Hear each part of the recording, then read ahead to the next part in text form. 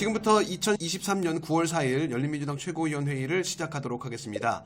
먼저 화면상에 보이는 순서대로 최고위원님들 모두 발언해 주시겠습니다. 이은정 최고님 모두 발언 부탁드리겠습니다. 안녕하세요. 열린민주당 당원 여러분. 무능한 검찰 범죄 카르텔 전체주의 윤석열 정권 더 이상 두고 볼 수 없습니다. 거대 야당의 당대표인 이재명 대표는 더 이상 할 수 있는 것이 없어서 5일째 단식 투쟁을 하고 있는 지금의 대한민국은 참담함을 넘어 참혹하기까지 합니다. 민주주의의 모든 것이 무너지고 있고 공정과 상식은 그 어디에서도 찾아볼 수 없습니다. 그러나 열린민주당이 존재해야만 우리가 하고 싶은 것을 하며 민주주의를 지켜낼 수 있습니다. 여러 가지 산적한 문제들 속에 선거제도 개편에는 소수의 의원들과 소수의 정당들만이 목소리를 내고 있을 뿐입니다. 이에 열린민주당은 계속해서 최선을 다해 노동형 비례제도의 선거제도 개혁을 위해서 더 목소리를 내며 방법을 찾아 끝까지 관철시키기 위해 최선을 다해야 합니다. 열린민주당 당원 여러분, 지치지 마시고 포기하지 마시고 함께 더해 주십시오. 이상입니다. 감사합니다. 김정은 최고님 모두 발언해 주시겠습니다. 윤석열 정권이 드디어 대국민 선전포고를 시작했습니다. 지난 국민의힘 연찬회에서 윤석열은 후쿠시마 오염수 방류의 비판적인 국민에게 이런 세력들하고 우리가 또 싸울 수밖에 없다고 발언한 것입니다. 후쿠시마 오염수를 방류하는 일본 정부와 싸우겠다는 것이 아니라 오염수 방류에 반대하는 우리 국민들과 싸우겠다는 것입니다. 또한 후쿠시마 오염수 방류에 반대하는 국민들을 반일 세력, 더 나아가 반국가 세력이라고까지 선동하고 있습니다. 최근 환경단체에서 실시한 여론조사를 보면 후쿠시마 오염수 방류에 반대한다는 비율이 72%가량이며 한국갤럽 조사에서는 75%가 방류로 인해 해양수산물 오염이 걱정된다고 답했습니다. 이를 통해 보면 윤석열 정권은 국민 대다수가 전쟁을 선포했다고 이해해도 무방할 것입니다. 당원 여러분, 우리 열린민주당은 지난 최고위원회에서 윤석열 정권을 탄핵하기 위한 탄핵당임을 의결하였습니다. 주권자인 국민 앞에 안한무인격인 윤석열 정권을 탄핵하기 위해 열린민주당은 지속적으로 싸워나갈 것입니다. 이상 마치겠습니다. 예, 감사합니다. 더불어민주당 대표 원내대표님께 드리는 공개 질의서. 역사상 비슷한 사례를 찾아볼 수 없는 검찰 독재 정부의 폭정 속에서 꺼져가는 민주주의의 촛불을 지켜내기 위한 두 대표님들의 노력에 진심 어린 응원과 감사의 말씀을 전합니다. 저는 지난 대선 기간 더불어민주당으로 흡수통합된 열린민주당의 합당 반대를 주도했던 평범한 당원에서 출발하여 다당제 민주주의를 정착시켜 진보정치 또한 다양한 시민들의 의견을 담아낼 수 있어야 한다는 목표로 시민정당 열린민주당을 창당한 대표 김상균입니다. 민주주의를 고민하는 시민들에게 노무현이라는 이름은 슬픔이기도 희망이기도 그리움이기도 원동력이기도 합니다. 해마다 5월이 오면 시장기같이 밀려드는 그리움과 슬픔 그리고 분노가 있습니다. 민주시민들에게 올해 5월도 그러하였습니다.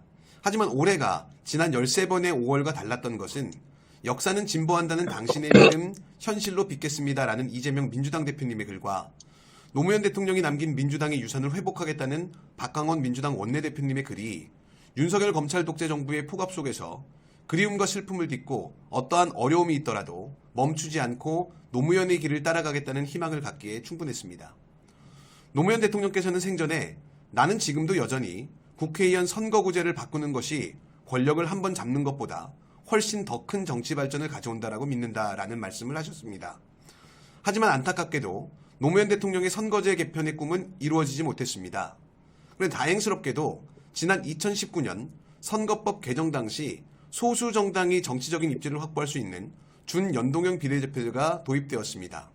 국회의원 선거제도가 유권자들의 의사를 정확하게 반영해야 한다는 점에서 조금은 노무현 대통령이 꿈꾸었던 정치 발전에 가까워졌다고 생각합니다. 위성정당을 출범시킬 수밖에 없었던 현실적인 한계는 논외로 하고 준연동형 비례제의 도입은 1987년 직선제 개헌 정치, 1990년 김대중 대통령의 단식을 통한 지방자치제 도입에 견줄 만한 모범적인 선거 개혁으로 역사가 평가해 줄 것이라고 확신합니다. 하지만 최근 민주당 다수의 국회의원들과 용해인 기본소득당 의원이 전하는 소식에 따르면 국민의힘이 주장하는 병립형 비례대표제로 회귀하는 것을 더불어민주당에서 수용하기로 했다고 합니다. 금일에는 관련 내용을 확인해주는 언론 보도까지 나와 있는 상황입니다. 호불호와 진영을 떠나 다수의 전문가들은 현재의 선거제도에서 비례성을 높여야 한다는 데 동의하고 있으며 연동형 비례제의 확대가 대안이 될 수 있다고 주장을 하고 있습니다. 이재명 대표님, 박강원 원내대표님, 몇 가지 공식적인 질문을 드리고자 합니다. 두 분께서 고 노무현 대통령님을 존경하고 그분을 닮아가는 정치를 하고 계시다는 점에 의문을 제기할 사람은 많지 않습니다. 첫째, 병립형으로의 회기가 밀실에서 합의되었다는 것이 사실인가요? 둘째, 노무현 대통령님은 이 상황에서 어떤 입장을 취하셨을까요? 셋째, 병립형 비례대표제로의 회기가 두 분께서 수없이 밝히셨던 노무현의 믿음, 민주당의 유산이라고 생각하십니까? 넷째, 병립형 연동형의 논란을 떠나서 선거제에 관한 더불어민주당의 공식적인 입장은 무엇입니까? 더불어민주당의 헌신과 결단이 필요합니다. 더 많은 정치 세력과의 연대를 통한 윤석열 검찰 독재 정부와의 확대전을 기대합니다. 지난 대선 기간에 이재명 대통령 후보가 하신 말씀으로 마무리하도록 하겠습니다.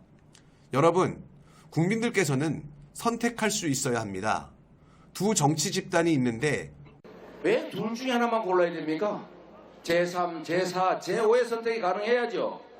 왜 울며 겨자 먹기를 국민에게 강요하는 겁니까? 진짜 울면서 겨자 먹기 싫죠?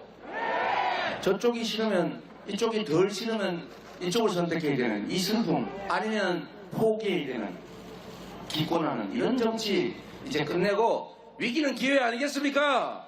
바로 이런 상황을 활용해서 이재명이 평소 그렇게 살아왔던 것처럼 이 정치적 위기를 활용해서 이제는 제3의 선택이 가능한 다당제, 선거제도 개혁, 정치 교체 확실하게 해내겠습니다, 여러분!